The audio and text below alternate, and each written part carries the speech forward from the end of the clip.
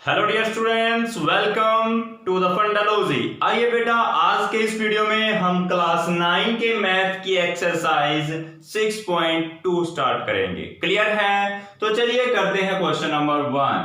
Question 1 है find the value of x and y। इस diagram के अंदर आपको x और y की वैल्यूज फाइंड करनी है और ये प्रूव करना है कि ये दोनों लाइट जो दोनों रेज हैं A B and C D, they both are parallel to each other. Clear? तो चलिए करते हैं स्टार्ट। तो बेटा हमारा आप यहां पर देखिए जो एंगल y है दिस इज इक्वल्स टू, मान लीजिए मैं इस पॉइंट को कुछ भी नाम दे दीजिए आप, मैं इसको O नाम दे देता हूं, एंगल COD। क्लियर है? ये Y एंगल COD एंगल के इक्वल है। क्यों इक्वल है? Because these are vertically opposite angles. कैसे एंगल है ये? Vertically opposite. ठीक है ना? तो वर्टिकली अपोजिट एंगल्स तो इक्वल होते हैं, तो angle y is equal to COD की वैल्यू है बेटा, ये COD ये वाला एंगल कितना है मेरा? 130 degree. Clear? This is our equation number 1। अच्छा अब देखिए आप, ये जो एंगल 50 डिग्री है और ये है जो मेरा एंगल x, ये टोटल 180 डिग्री के इक्वल होगा। या मैं 50 डिग्री की जगह बेटा कुछ भी यहां पर नाम दे लो, इसको मैं नाम देता हूं P, इधर नाम देता हूं Q। क्लियर है? तो यानी कि एंगल APQ, APQ ये और यानी कि ऊपर वाला एंगल प्लस में ये एंगल x, दोनों का सम 180 डिग्री। तो APQ मेरा कितना है बेटा? This is 50 degree, right? और साथ में angle x that is 180 degree. तो यहां से एंगल x की वैल्यू देखिए 50 इस तरफ जाके माइनस का, तो अपना आंसर आया बेटा 130 degree. Clear? This is the equation number 2। अब देखिए आप, इक्वेशन 1 कहती है y की वैल्यू 130, इक्वेशन 2 से हमें पता चला x की वैल्यू 130। तो इसका मतलब क्या हुआ बेटा? x और y दोनों इक्वल हैं।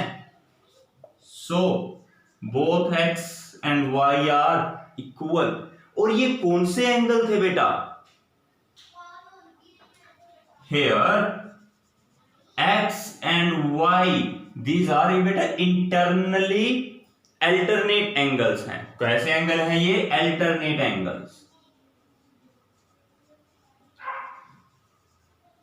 जब ये alternate angles एक दूसरे के इक्वल होते हैं तो इसका मतलब क्या तभी हो सकते हैं इक्वल, जब ये दोनों लाइन की पैरेलल हो, ये लाइन सॉरी, जब ये बोथ लाइंस जो हैं पैरेलल होंगी तभी तो ये दोनों आपस में इक्वल हो सकते हैं। तो इसका मतलब therefore AB is parallel to the CD। बस ये हमने प्रूव कर दिया। क्लियर है? ये दोनों एंगल इक्वल तभी होंगे जब ये लाइनें पैरेलल होंगी। Hence prove. तो चलिए आप इसको नोट डाउन कीजिए, फिर हम करते हैं नेक्स्ट क्वेश्चन। तो आइए बेटा अब हम सेकंड क्वेश्चन करते हैं। सेकंड क्वेश्चन देखिए, in the figure 6.29 AB parallel to CD, ये आपस में पैरेलल है और CD parallel to EF। Clear? y ratio z, जो y एंगल है और z एंगल, इनका रेशो 3:7 दिया हुआ है और x को हमें फाइंड आउट करना है। Clear question? तो आइए अब देखिए, इसको करने के लिए मैंने इस डायग्राम को दोबारा से ड्रॉ किया और ये जो पॉइंट था, इस पॉइंट को मैंने बेटा नाम दिया P पॉइंट। क्लियर? और इस पॉइंट को मैंने नाम दे दिया Q पॉइंट। क्लियर है? तो अब देखिए आप जरा ध्यान से, हमें गिवन है y और z का रेशो 3:7। तो मान लीजिए कि y है मेरा 3a के इक्वल। y मैंने कितना मान लिया? 3a।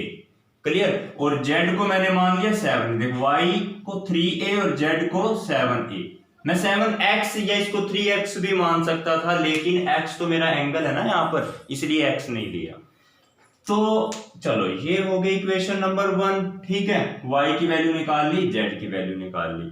अब आप एक चीज देखिए, ये जो एंगल है DPQ यानी ये वाला एंगल और ये एंगल, इन दोनों का सम कितना होगा? 180 डिग्री। क्यों होगा 180 डिग्री? क्योंकि ये इंटीरियर एंगल है सेम साइड के। हम पढ़ चुके हैं सेम साइड के इंटीरियर एंगल का सम 180 डिग्री होता है। क्लियर है? तो चलिए ये एंगल तो हो गया अपना 180 degree.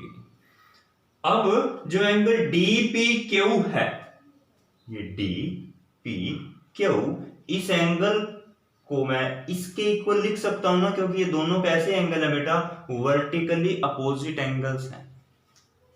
DPQ equals to y, क्योंकि ये वर्टिकली अपोजिट एंगल है। तो इस DPQ की जगह मैं y रख देता हूं। यहां DPQ था ना, इसकी जगह मैंने रख दिया y plus z equals to 180। ये रहा मेरा 180 डिग्री।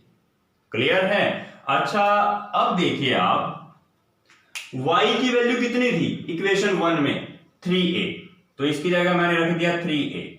z की वैल्यू कितनी थी बेटा? 7a, तो यहां पे रख दिया मैंने 7a। 3a plus 7a equals to 180। 3 plus 7 10a equals to 180। तो ये 0 से 0 कैंसल, तो a की वैल्यू आएगी बेटा 18 डिग्री। 18 डिग्री आंसर आया मेरा a की वैल्यू। अब अगर मैं यहां a की जगह 18 रख दूं 18, तो 3 इंटू 18 y की वैल्यू आ जाएगी, y बराबर 3a। 3 इंटू 18 54 डिग्री आंसर आ चुका है। ये किसकी वैल्यू है? y की। अब ऐसे ही z मेरा 7a था, तो 7 का 7 और a की जगह 18 रख दिया, तो इसकी वैल्यू आ गई बेटा 126 डिग्री। बात समझ में आई है? z भी आ चुका है और y भी आ चुका है।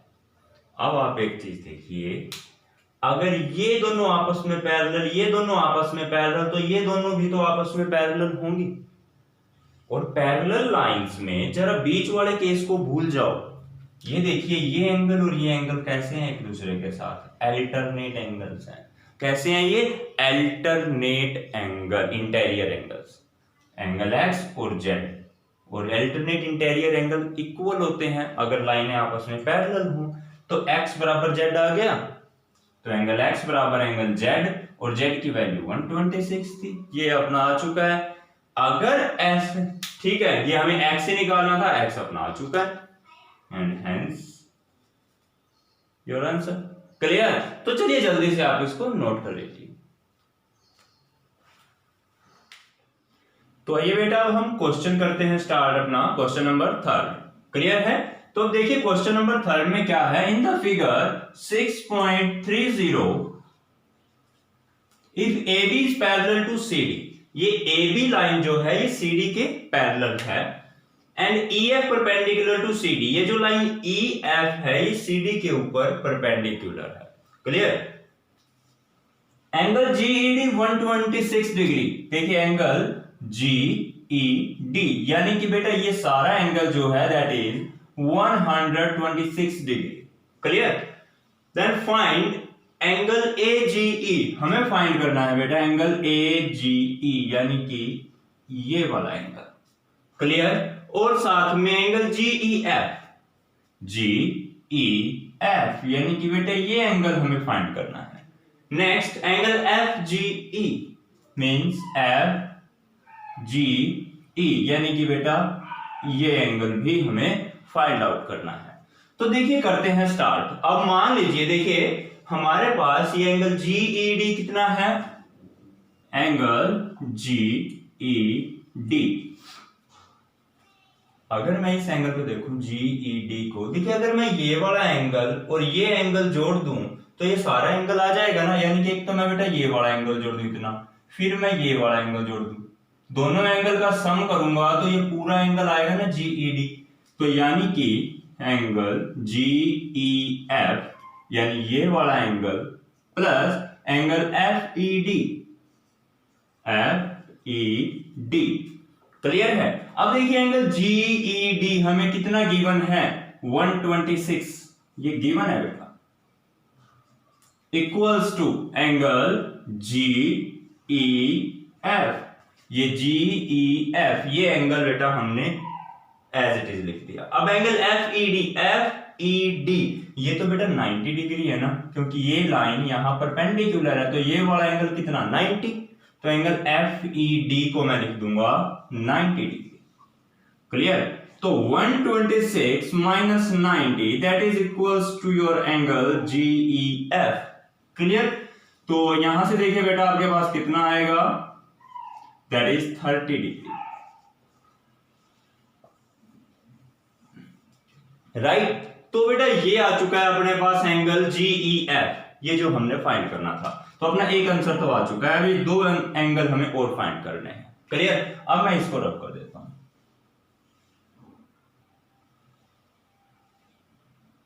तो ये एंगल जो आया बेटा मेरे पास वो है कितना 36 डिग्री, ये एंगल आ चुका है। अब देखिए ये वाला एंगल और ये वाला एंगल जो यहां पर है, ये दोनों अल्टरनेट एंगल्स है ना। सॉरी एक मिनट, ये नहीं, ये जो एंगल था मेरा, ये पूरा एंगल, ये एंगल और ये एंगल बेटा एक दूसरे के साथ कैसे हैं, अल्टरनेट। मतलब कि देखिए यहां पर ये जो एंगल ए जी ई है, this is equals to angle G E D. मतलब ये और ये एंगल, ये दोनों एक दूसरे के साथ अल्टरनेट बन रहे हैं, क्योंकि देखो ये लाइनें पैरेलल है, बीच में से इस लाइन ने इनको इंटरसेक्ट किया है, तो ये और ये एंगल अल्टरनेट हुए ना। तो ये आ गया और इसकी वैल्यू कितनी थी 126 डिग्री। रीजन लिख दो इसका बेटा, अल्टरनेट इंटीरियर एंगल्स। राइट? और साथ में ये भी लिख दो A B parallel to C D. पूरा रीजन बन गया है। तो ये भी अपना एक आंसर आ गया, क्योंकि हमें एंगल ए जी ई निकालना था, वो ये आ चुका है। जी ई एफ निकालना था, वो ये आ चुका है। अब हमें फाइंड करना है एंगल, देखिए बेटा कौन सा, एफ जी ई। अच्छा आप देखिए ये एंगल और ये एंगल दोनों का सम कितना होगा 180 डिग्री, क्योंकि एक स्ट्रेट लाइन के ऊपर बने एंगल्स का जोड़ कितना होता है 180 डिग्री।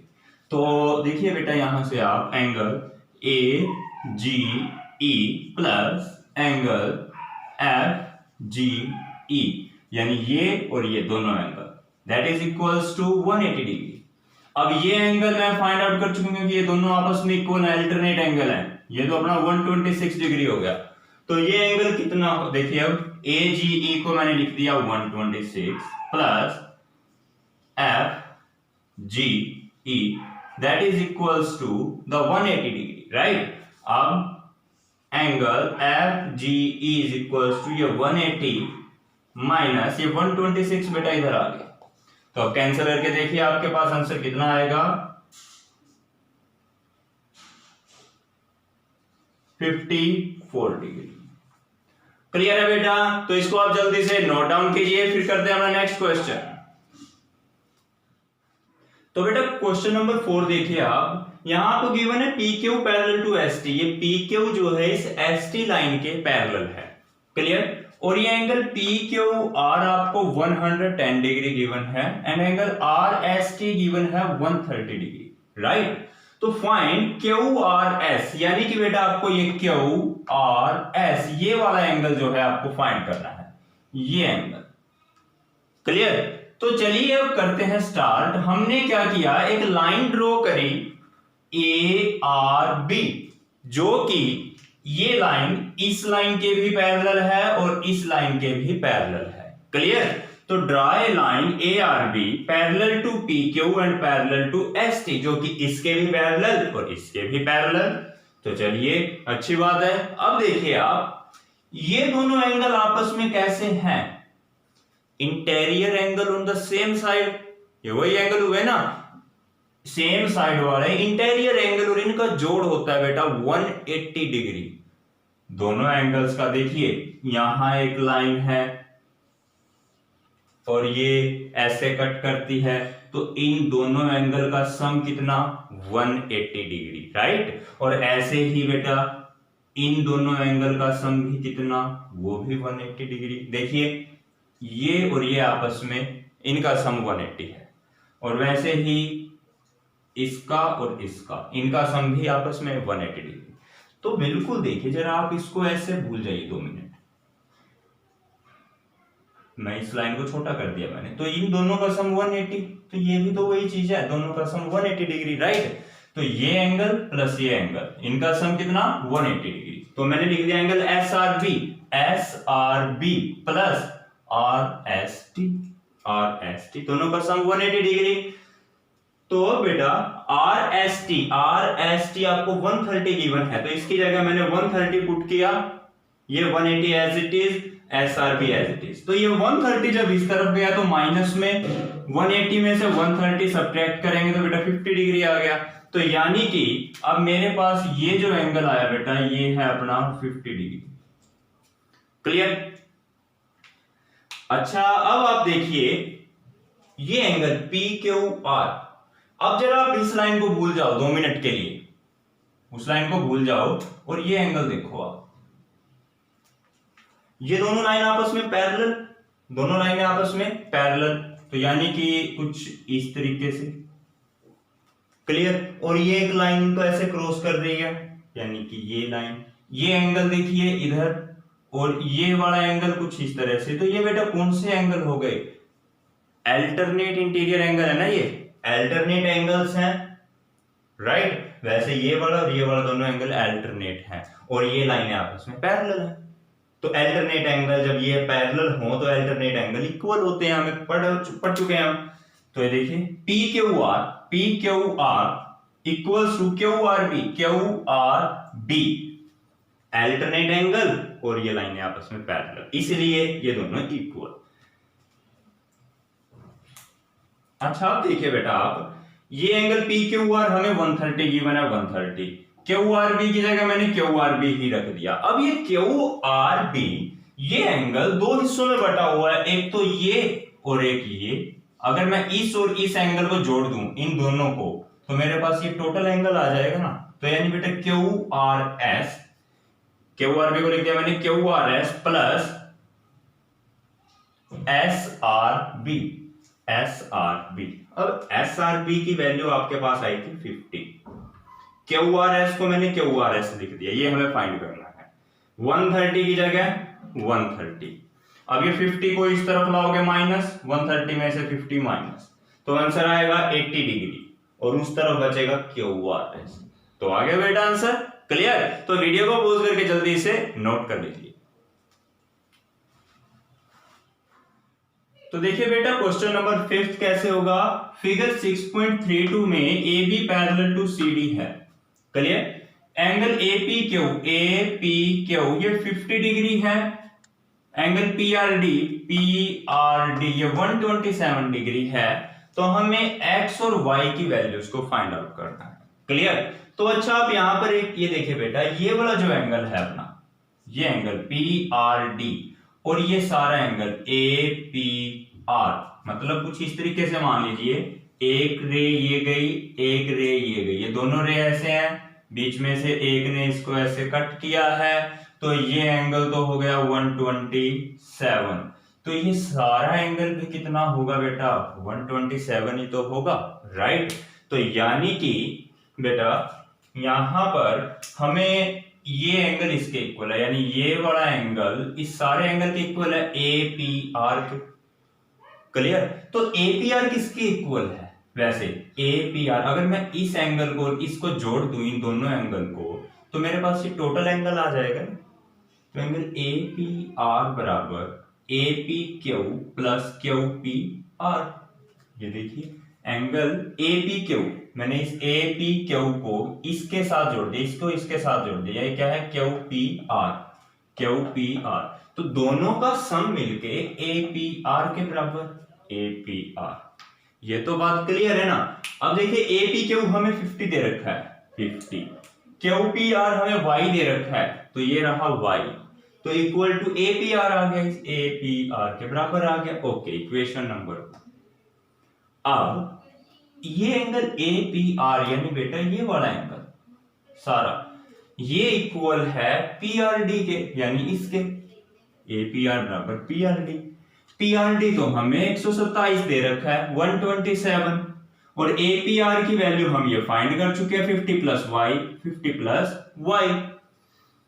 तो अब ये 50 को उस तरफ माइनस में ले जाओ, सब्ट्रैक्ट करके अपना आंसर आ गया 77। तो बेटा ये आपका आंसर हो गया y की वैल्यू।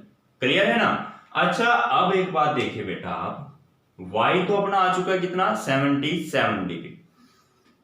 अब ये एंगल और ये एंगल आपस में कैसे हैं? अल्टरनेट। अभी इसको भूल जाओ आप, ये एक लाइन है, ये एक लाइन है, ये बीच में ऐसे एक लाइन गई, तो ये और ये दोनों एंगल आपस में कितने हैं, कैसे हैं? अल्टरनेटिव तो हुए ये भी।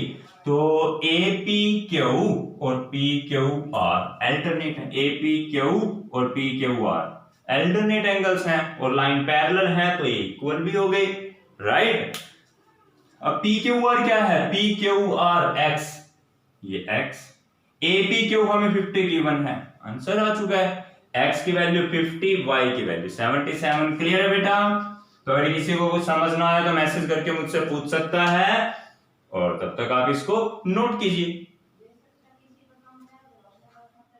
तो बेटा देखिए, क्वेश्चन नंबर 6 को आपने थोड़ा ध्यान से समझना है। क्लियर है? देखिए क्वेश्चन में क्या है, फिगर 6.33, सॉरी यहां पर आपको दिया हुआ है ये फिगर 6.33।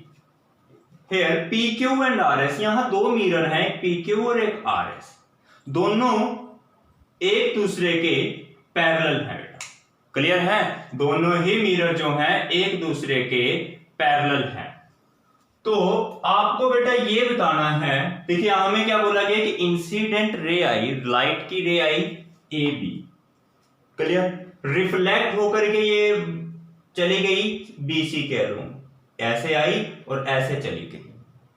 फिर जब ये सी पर स्ट्राइक करी तो ये इस रास्ते से चली गई, सी से डी। क्लियर है? हमें केवल इतना गिवन है, और बोला गया है बेटा हमें कि ए बी को सी डी के पैरेलल प्रूव करना है। ये डायग्राम आपके सामने, लाइट की रे आई, टकरा के वापस इधर चली, फिर इससे टकरा करके फिर आगे चली गई, राइट? और हमें प्रूव करना है कि ये ए बी और सी डी दोनों लाइट की रे, ये और ये दोनों आपस में क्या है, एक दूसरे के साथ पैरेलल। हमें बेटा ये बताना है। क्लियर? अब इसको सॉल्यूशन देखिए, मैंने क्या किया, बी पॉइंट पर इस पी क्यू सरफेस पर, मिरर पर, यहां पर एक परपेंडिकुलर ड्रॉ किया, ऐसे ही सी के ऊपर भी यहां मैंने एक परपेंडिकुलर ड्रॉ किया। क्लियर है ना? एक परपेंडिकुलर यहां, एक परपेंडिकुलर यहां पर, तो ये दोनों ही लाइनें आपस में पैरेलल होंगी एक दूसरे, क्योंकि देखिए ये है, चाहे आप यहां से अगर एक परपेंडिकुलर ड्रॉ करें और यहां से भी एक परपेंडिकुलर ड्रॉ करें, तो ये दोनों भी आपस में क्या होंगे, पैरेलल। उसी तरह से ये और ये दोनों एक दूसरे के साथ क्या है, पैरेलल में है।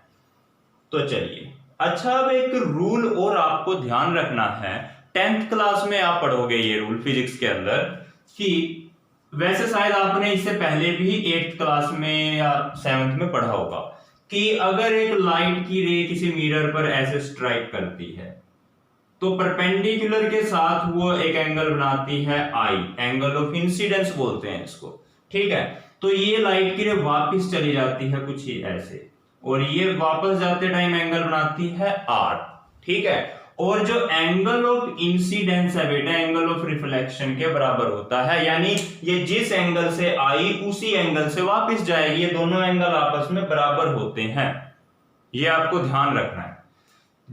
लाइट इंसिडेंट हुई तो एंगल ऑफ इंसिडेंस बोलते हैं इस पहले एंगल को, फिर ये रिफ्लेक्ट होकर के चली गई तो ये होता है एंगल ऑफ रिफ्लेक्शन। ऐसे यहां ये लाइट की रे यहां पर आई, इंसिडेंट हुई तो ये एंगल है एंगल ऑफ इंसिडेंस, ये 2, ठीक है? और फिर रिफ्लेक्ट होकर के आगे चली गई, ये है मेरा एंगल ऑफ रिफ्लेक्शन। बात समझ में आई है ना? तो चलिए अब देखिए, जो एंगल 4 है ये तो मेरा एंगल ऑफ इंसिडेंस, एंगल 3 है angle of reflection point B पर, क्लियर। फिर पॉइंट सी पर देखिए 2 जो है ये एंगल ऑफ इंसिडेंस है और 1 जो है एंगल ऑफ रिफ्लेक्शन है, क्लियर है बेटा। अच्छा, अब मैंने आपको बताया था angle of incidence angle of reflection के बराबर होता है, और ये एंगल ऑफ इंसिडेंस है, ये एंगल ऑफ रिफ्लेक्शन, तो 4 इक्वल टू 3, 4 इक्वल टू 3। ये एंगल ऑफ इंसिडेंस है, ये एंगल ऑफ रिफ्लेक्शन, तो 2 इक्वल टू 1, 2 इक्वल टू 1, क्योंकि angle of incidence angle of reflection दोनों आपस में बराबर। तो ये हो गया बेटा अपने पास एक इक्वेशन बन गई।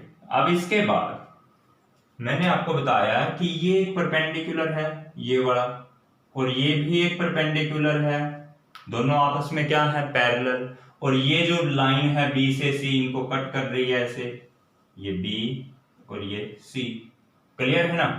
तो बेटा ये एंगल और ये आपस में अल्टरनेट एंगल हुए ना, ये तो 2 है और ये मेरा 3 है, तो 2 इक्वल टू 3 क्योंकि अल्टरनेट एंगल्स हैं, तो देखिए 2 equal to 3 alternate angles, right. अब अगर मैं इधर भी 2 से मल्टीप्लाई कर दूं और इधर भी 2 से मल्टीप्लाई कर दूं तो कोई इशू नहीं है, लेफ्ट साइड भी उसी नंबर से मल्टीप्लाई, राइट साइड में भी उसी से मल्टीप्लाई, क्लियर। अच्छा अब देखिए ये 2 टाइम्स, देखिए अगर मैं, मेरे पास एक नंबर है 2x, इसको मोर कैसे लिख सकता हूं, x प्लस एक्स, यानी 2 बार लिख दो इसको x को, तो ये भी इसका मतलब भी तो यही है। तो यहां पर 2 टाइम्स है, इसका मतलब है जो एंगल सेकंड एंगल है ये 2 टाइम्स है, इसको मैं 2 बार लिख सकता हूं ना, 2 एंगल 2 प्लस एंगल 2। ऐसे ही एंगल थर्ड है ये भी 2 टाइम्स है, तो इसको भी एंगल 3 प्लस एंगल 3, राइट। अब एंगल 2 किसके बराबर था, 1 के बराबर ना, तो मैंने इस 2 की जगह यहां लिख दिया 1 और इस 2 को एज इट इज, यहां एंगल 3 को एज इट इज और यहां एंगल 3 को 4 के इक्वल लिख दिया क्योंकि एंगल 3 4 के इक्वल था, राइट। अब 1 प्लस 2, ये देखिए 1 और 2 को अगर मैं ऐड कर दूं तो मेरे पास ये सारा एंगल आ जाएगा ना BCD, तो इसको मैंने बेटा लिख दिया BCD, क्लियर। अब ऐसे ही एंगल 3 प्लस 4, 3 प्लस 4, इसको मैं, ये है ABC के इक्वल, ABC। बेटा जब ये दोनों एंगल, देखिए एक लाइट की रे ऐसे गई, ये बीच में कुछ ऐसे ये वाली लाइन थी और ये ऐसे गई, अगर ये दोनों एंगल इक्वल हैं, देखिए जरा इसको पीछे रीड्रॉ कीजिए, इसको भी इधर रीड्रॉ कीजिए, तो ये दोनों अगर ये एंगल इक्वल हैं, अल्टरनेट एंगल हुए ना ये, तो ये दोनों लाइट की रे आपस में क्या होंगी, पैरेलल, ये वाली और ये दोनों आपस में पैरेलल होंगे अगर ये एंगल इक्वल आ गए, क्लियर। तो इसका मतलब बेटा ये दोनों आपस में अल्टरनेट एंगल्स इक्वल हैं, अगर अल्टरनेट एंगल इक्वल हुए तो ये लाइट के आपस में पैरेलल, यानी AB पैरेलल टू CD, यानी कि बेटा AB parallel to CD, clear है। ये नोट कर लीजिए बेटा आप इसको, यही तो हमने प्रूव करना था कि AB parallel to CD, prove हो चुका है, क्लियर। तो चलिए जल्दी से आप इसको नोट कर लीजिए। तो ओके बेटा, नोट कर लिया आपने, तो ठीक है बेटा, मिलते हैं अपने नेक्स्ट टॉपिक के साथ नेक्स्ट वीडियो में, तब तक के लिए bye bye, thank you and have a nice day.